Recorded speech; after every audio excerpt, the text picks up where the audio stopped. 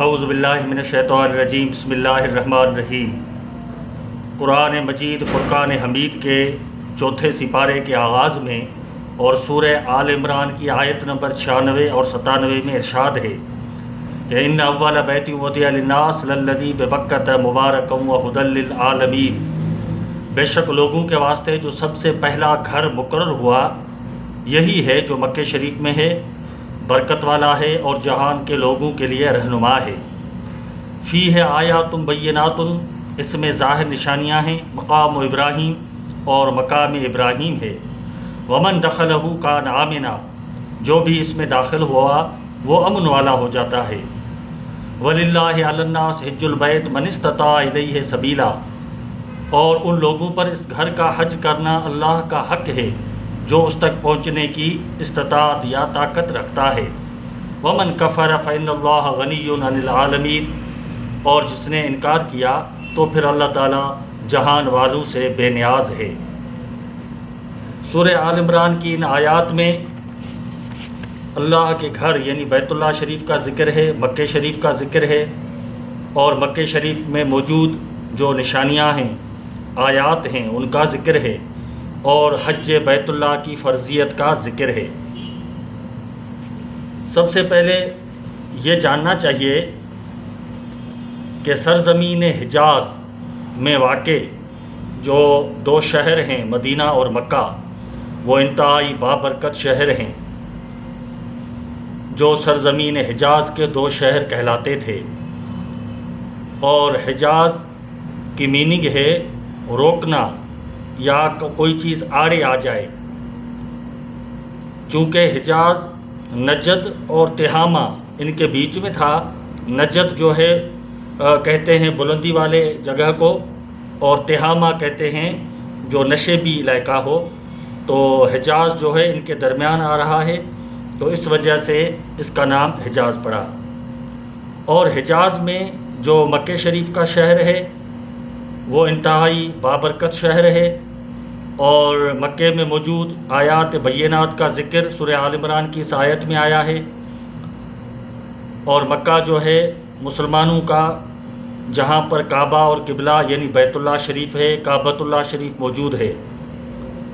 کعبۃ اللہ یا بیت اللہ مسلمانوں کا دینی اور روحانی مرکز ہے، اور کعبے کے ارد و گرد جو مسجد ہے وہ مسجد الحرام کہلاتی ہے، یعنی عزت اور حرمت والی مسجد۔ حضور صلی اللہ علیہ وسلم نے جن 3 مسجدوں کی طرف سفر کرنے اور ان کی برکات کو حاصل کرنے کا ذکر فرمایا ہے، ان میں پہلی مسجد مسجد الحرام ہے مکہ شریف کی، جس میں ایک نیکی کا ثواب 1,00,000 نیکیوں کے برابر ہے، ایک نماز کا ثواب 1,00,000 نمازوں کے برابر ہے۔ اس کے بعد دوسری جو مسجد ہے وہ رسول اللہ صلی اللہ علیہ وسلم کی مسجد ہے مدینہ طیبہ میں،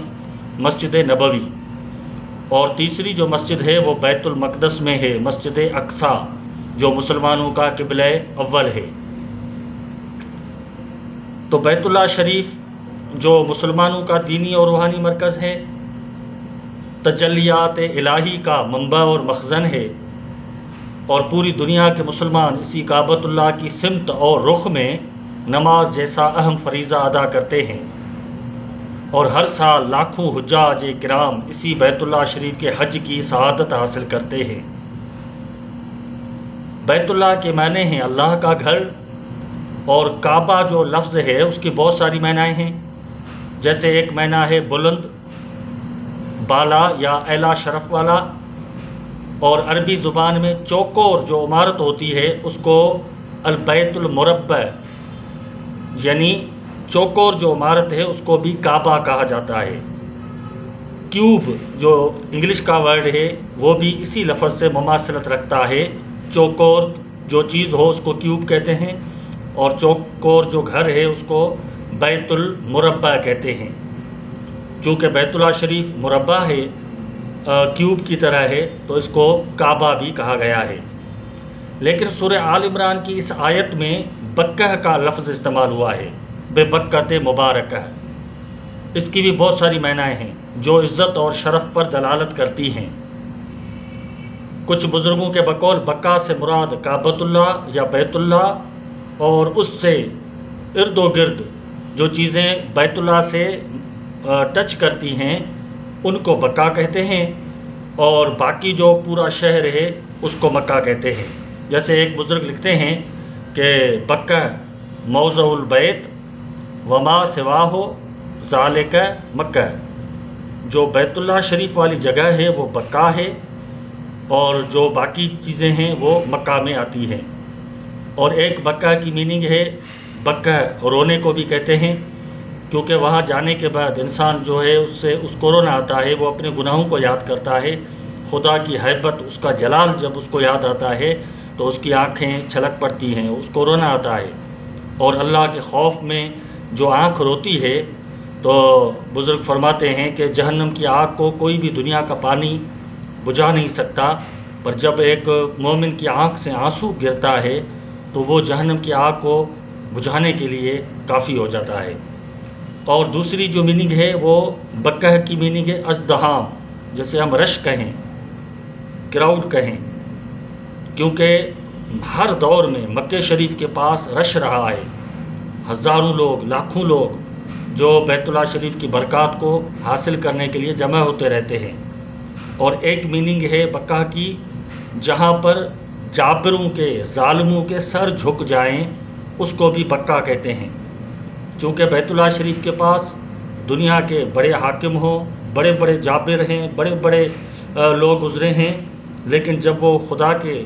دربار میں بیت اللہ میں آتے ہیں تو وہ سر بسجود ہو جاتے ہیں، ان کے سر جو ہیں جھک جاتے ہیں۔ اور کعبۃ اللہ شریف کی دوسری میننگ ہے کوئی چیز اوپر ابھری ہوئی، جیسے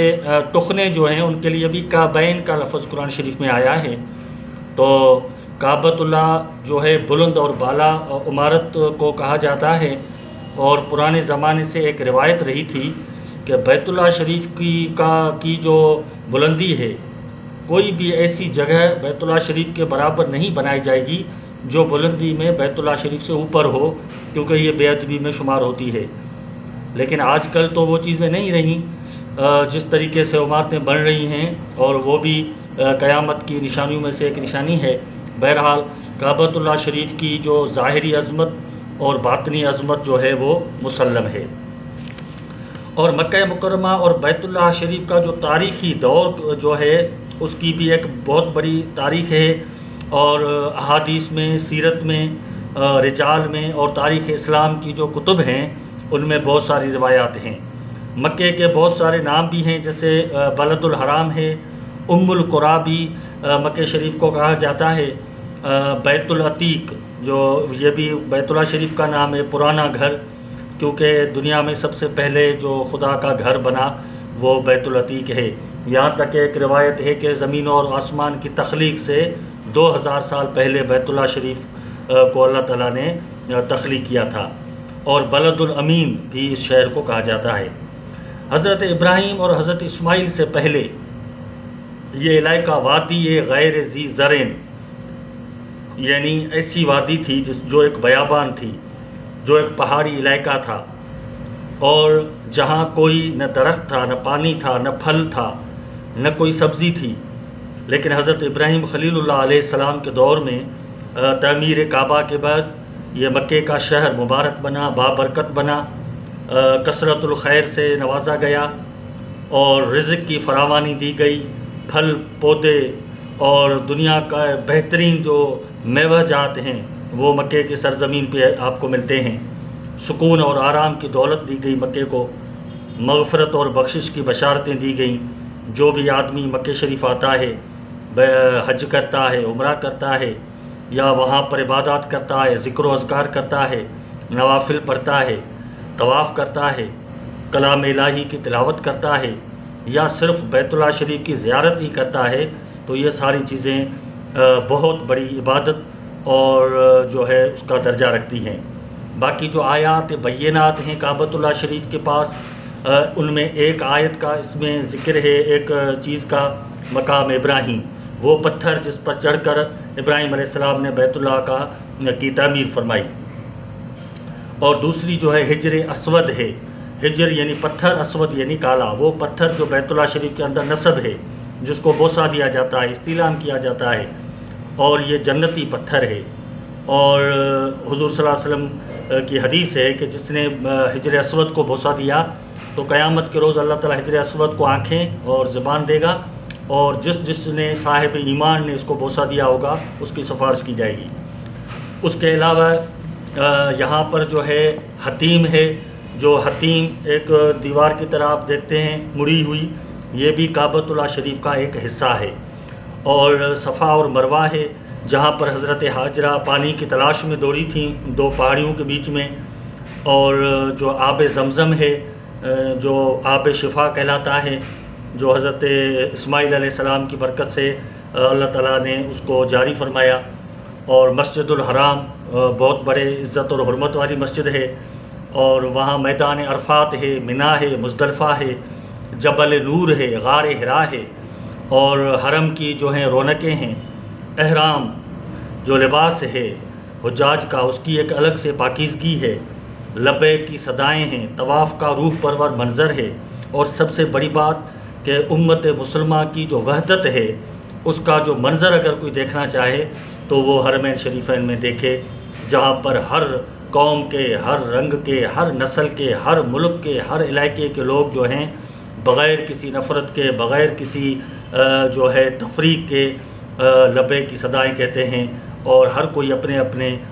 مسلک پر یا طریقے پر نماز پڑھ رہا ہوتا ہے، عبادت کرتا ہے، لیکن جب نماز کا ٹائم ہوتا ہے تو سارے ایک ہی صف میں کھڑے ہو گئے محمود و ایاز کی طرح، سب اللہ کی دربار میں سربہ سجود ہوتے ہیں۔ تو یہ ایک مختصر باتیں ہیں ان جو ہے سورہ آل عمران کی جو آیتیں پڑھی گئیں ان کے حوالے سے، اور باقی بیت اللہ شریف کی تعمیر کیسے ہوئی، اور جو کعبۃ اللہ شریف کا جو غلاف ہے اس کے حوالے سے، اور حج کے جو ارکان ہیں اس کے حوالے سے، اور قربانی وغیرہ کا موضوع ہے۔ یہ 3-4 ٹاپک ہیں، انشاءاللہ اس پر ہم بات کریں گے۔ اللہ تعالیٰ ہمیں عمل کی توفیق عطا فرمائے، اور آپ سب کو اللہ تعالیٰ دین دنیا کی برکتیں عطا فرمائے۔ اور آخر میں گزارش ہے کہ آپ نے اگر ابھی تک ہمارے اس چینل کو سبسکرائب نہیں کیا ہے تو اس کو سبسکرائب کریں، اپنے دوستوں کے ساتھ شیئر کریں، اور ہماری حوصلہ افزائی کریں۔ انشاءاللہ اللہ تعالیٰ آپ کو اور ہمیں اپنی رحمتوں اور برکتوں سے مالا مال فرمائے گا۔ وما علینا الا البلاغ المبین۔